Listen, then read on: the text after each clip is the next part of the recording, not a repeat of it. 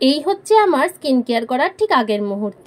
আজকের ভিডিওতে যেই স্কিন কেয়ার টিপসটা তোমাদের সাথে শেয়ার করব, সেই স্কিন কেয়ার টিপসে বানানো ফেস প্যাকটা যদি তোমরা ব্যবহার করো, ঠিক এমনই কিন্তু পরিবর্তন আসবে স্কিনে।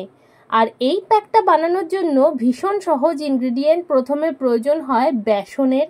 আজকের প্যাকটা আমি বেশি করে বানিয়েছি, তাই বেসনের পরিমাণটা বেশি নিলাম, কারণ আমি ঘাড়ে গলায় সম্পূর্ণভাবে এটাকে অ্যাপ্লাই করেছি। আর আমি স্নানের আগে অ্যাপ্লাই করেছি, যাতে আমি ভালো মতো করে সেটাকে ওয়াশ করে ফেলতে পারি। বেসনে আছে এমন প্রপার্টি যেটা স্কিনের পিএইচটাকে বজায় রাখে, এই গরমে অয়েল প্রোডাকশনটাকে কিন্তু বন্ধ করে। এর সাথে নিয়ে নিয়েছি মুসুরের ডালের গুঁড়ো। আমার কিন্তু এটা কেনা গুঁড়ো, সময় পাই না বলে রেডিমেড কিনেছি। তোমরা কিন্তু যেটা আমাদের রান্নার মুসুরের ডাল, সেটাকেও ড্রাই করে বেটে নিতে পারো বা মিক্সার গ্রাইন্ডারে গ্রাইন্ড করে নিতে পারো। মুসুরের ডালে কিন্তু থাকে প্রচুর পরিমাণে প্রোটিন, যেটা কিন্তু স্কিনের গ্লোটাকে ভীষণভাবে বাড়ায়। এরপর নিয়ে নিচ্ছি চালের গুঁড়ো। চালের গুঁড়ো তো তোমরা জানোই স্কিনকে এক্সফলিয়েট করে, এক্সট্রা ডিপোজিটসগুলোকে দূর করে, যেমন ব্ল্যাক হেডস, হোয়াইট হেডস, স্কিনের ওপরে যে ডেড স্কিন সেলসের লেয়ার পড়ে সেটাকেও কিন্তু দূর করে। আর এই চালের গুঁড়োটা ভীষণ সফট। যদি লিঙ্ক চাও আমি দিয়ে দিতে পারি, তবে নর্মাল যেটা রান্নাঘরের কেনা চালের গুঁড়ো সেইটাও কিন্তু খুব ভালো, বাট এটা স্পেশালাইজড অনলি ফর স্কিন।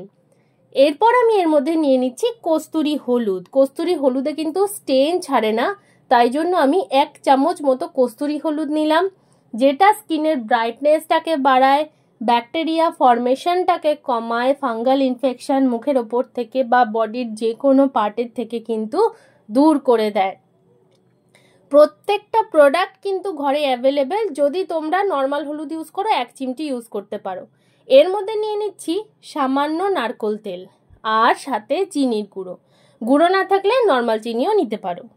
চিনি যেমন আমাদের হেলথের জন্য ভালো না, কিন্তু স্কিন আর চুলের জন্য ভীষণ ভালো। স্কিন আর চুলকে ভীষণভাবে গ্লোয়িং করে এই চিনি। নারকোল তেল মেশালাম কারণ এর মধ্যে যে কটা জিনিস আছে প্রত্যেকটাই কিন্তু স্কিনকে একটু ড্রাই করে দেয়, তাই নারকোল তেলটা থাকলে স্কিনের ময়শ্চারাইজেশন লেভেলটা আর হাইড্রেশন লেভেলটা কিন্তু বজায় থাকে।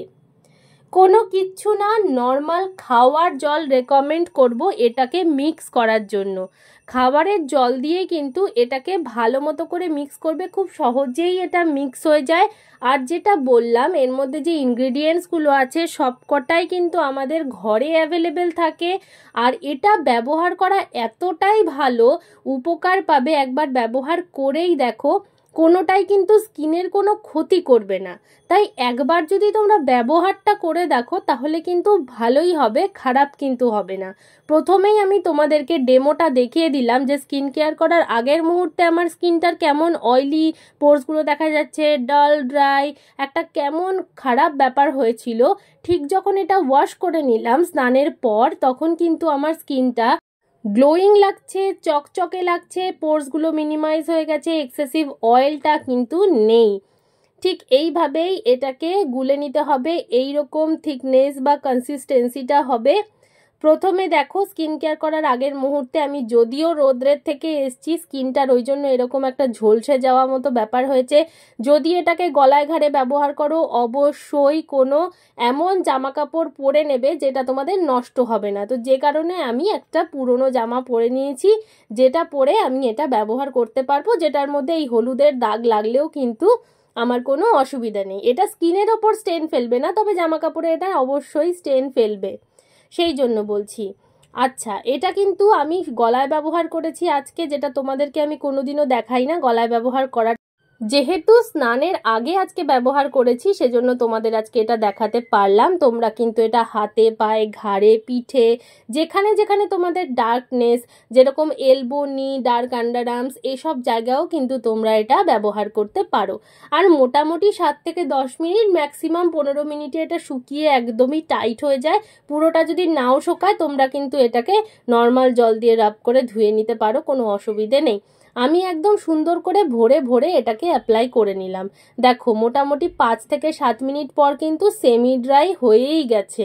এবার এটাকে আমি ভালো মতো করে ধুয়ে নিয়েছি। স্নান করার সময় কতটা পরিষ্কার ঝকঝকে লাগছে দেখতে পাচ্ছ। আমি কিন্তু জাস্ট স্নান করে তোমাদেরকে এটা দেখাচ্ছি, মুখের কন্ডিশনটা, এবার আমি আমার প্রিয় সানস্ক্রিনটা তোমাদের সাথে শেয়ার করে নিলাম। এটা অ্যাপ্লাই করে নিলাম। এটা হচ্ছে মামা আর্থের রাইস ওয়াটার সানস্ক্রিন যেটা আছে সেটা। আর তোমরা যদি চাও আমি লিঙ্ক ডেসক্রিপশন বক্সে দিয়ে দিতে পারি, সেটা আমার কোনো অসুবিধে নেই। যেহেতু আমি এই চ্যানেলে শুধুমাত্র ন্যাচারাল স্কিন কেয়ারটা প্রমোট করি, কোনো ব্র্যান্ড প্রমোট করি না, সেজন্য আমি লিঙ্ক দেইনি, তবে তোমরা চাইলে আমি দিয়ে নিতে পারি। তো দেখো স্কিনের কতটা পরিবর্তন, সাইডে তোমরা দেখতেই পাচ্ছ আগের কন্ডিশন আর এখনের কন্ডিশনের মধ্যে কিন্তু আকাশ পাতাল তফাৎ হয়ে গেছে।